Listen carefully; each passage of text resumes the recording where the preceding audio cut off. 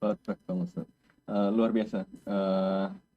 Ya kalau ada tetangga yang buruk dan kita bersabar dan berbuat baik, semoga Allah berikan hidayah kepada kita semua, termasuk pada tetangga tadi ya. Tips yang saya kira penting untuk digarisbawahi.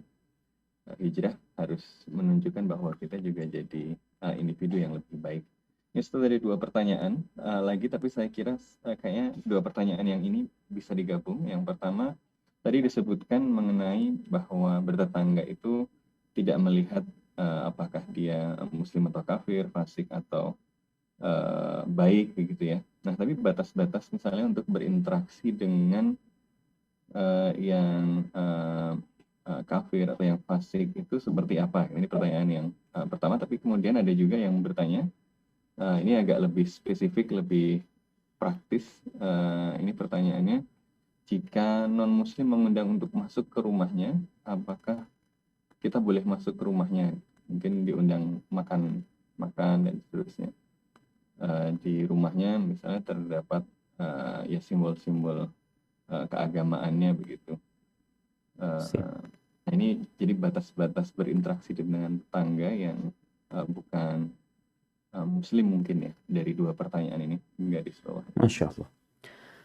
Nah, barakallahu fiik. Kalau bicara bagaimana berinteraksi dengan tetangga yang non-muslim, sebenarnya seperti yang tadi disampaikan.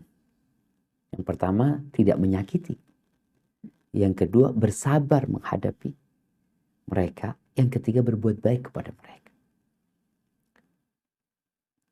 Abdullah bin Amr bin As, bagaimana tatkala dia menyembelih seekor kambing, beliau memerintahkan kepada anak buah yang pertama dikasih yang Yahudi. Kenapa? Karena seorang muslim itu membawa misi dakwah gitu. Bagaimana orang yang non muslim ini jadi masuk Islam gitu. Dia berbuat kepada mereka. Dia membantu kalau dikatakan dia mungkin sakit ya, dia perlu bantuan kita. Urusan rumahnya bocor atau apa, kita bisa bantu, kita bantu dia. Karena berkaitan dengan non-muslim, Allah Azza wa Jalla mengatakan, La yanhaakumullah anil ladhina lam yuqatilukum fid din, wa lam yukhrijukum min diyarikum an tabarruhum wa tuqsitu ilaihim. Allah tuh nggak melarang kalian untuk berbuat baik kepada siapa? Kepada orang-orang non-muslim, orang-orang kafir, selama mereka tidak memerangi kalian dan tidak mengusir kalian. Kita disuruh berbuat baik kepada mereka. Bentuk kebaikan yang sosial itu yang bisa kita lakukan. Dia punya anak umpamanya, kita kasih hadiah, kita kasih ucapan selamat atas lahirnya anaknya. Anaknya baru lulus kuliah atau apa. Jadi yang berkaitan dengan sosial muamalat, kita berbuat baik sama dia. Bagaimana ketika kita diundang makan ke rumahnya? Nggak ada masalah, kita datang ke rumahnya.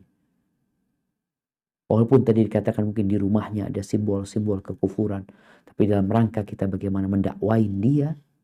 Atau paling tidak tadi berbuat baik kepada tetangga. Insya Allah nggak ada masalah. Tapi ingat, hati kita tetap mengingkari kemungkaran yang kita lihat.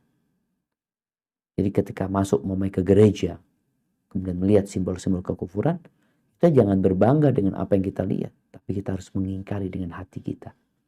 Kalau kita tidak mampu mengingkari dengan lisan kita.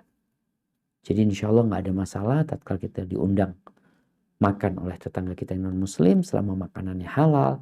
Dan bukan di acara-acara keagamaan ya. Tapi ya acara sosial lah. Dia mungkin tadi dapat rezeki atau memang kita melihat kita, yuk makan di rumah. Nggak ada masalah, tapi sekali lagi tolong pesan dakwah ini ada. Kau perlu berbangga diri menjadi seorang muslim. Ketika waktu sholat sampaikan, afwan anak sholat. Ketika di situ ada khomer, ini ada larangan. Kalau mama kita diundang sama tetangga non muslim, tahu-tahu di mejanya ada khomer, Rasulullah SAW berlepas diri dari muslim yang duduk di meja yang ada khomer yang diputar di sana. Mungkin seperti itu. Wallahu a'lam.